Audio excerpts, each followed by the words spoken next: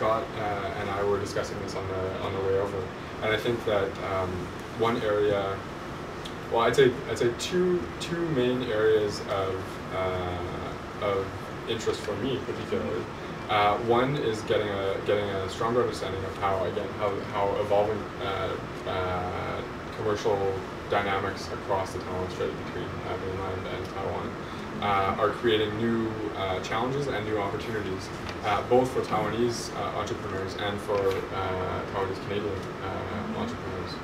Because I think that's something that everyone understands is happening, but not everybody understands what the implications of that and what opportunities will come out of that. So I think that's one area where I'm very interested to hear views. I think that from the perspective, from personally speaking, and in discussion with Scott, that there's a clear sense that Taiwan is an expert at international trade. Taiwan has been practicing this international trade for decades and has been integrated in a way that mainland China certainly hasn't for a lot longer. And there are connections that Taiwan has that mainland China won't have developed at this point. And so part of the value added, certainly not exclusively, but part of the value added that Taiwan brings is that kind of strong familiarity with the conduct of international trade, and that Taiwan can serve as sort of a launching pad or a partnership opportunity for foreign international entrepreneurs seeking opportunities not only in Taiwan but more broadly in mainland China as well. So I think that I'd be very interested to hear your views on that.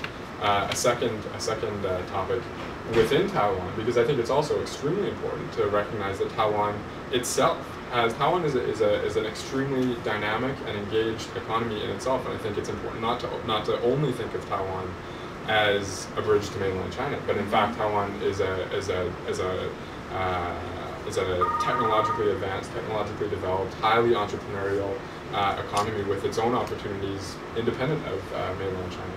And particularly given the complementarity, both Canada and China have a huge number of small to medium-sized enterprises that can work together very well. I think that that understanding in Taiwan what are emerging sectors, what are emerging opportunities. I saw, again, we were discussing this on the way over, that over the last 2 to 3 decades, Taiwan has evolved from sort of low value-added consumer good manufacturing to higher value-added OEM manufacturing, and now independent brands, Acer, Asus Tech, etc.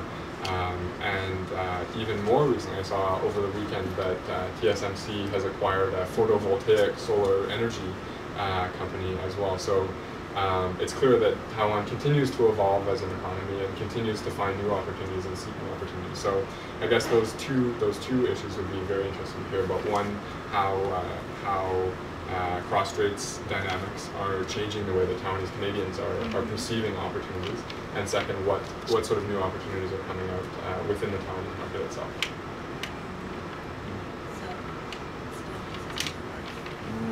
Actually, I just echo what I've been discussing with Daniel on the way to the GCCBC's office, because I mentioned my personal theory and the one economic terms we've been all heard of for many years, which is the MIT.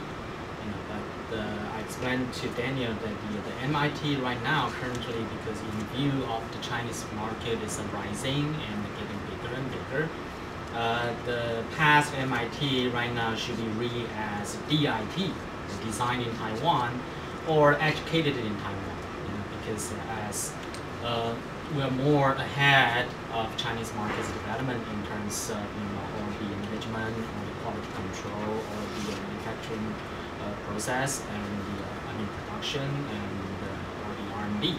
So Taiwanese business community has this mission, and of course it's a necessity for Taiwanese business community, whether it's a Taiwanese Canadian business community or the Taiwanese community, to educate the Chinese market, put in more efforts to educate this Chinese market, and try to help to enlarge the market. Once the market is enlarged, everyone gets benefit from getting more market shares. And also play based on the rules. Yeah. And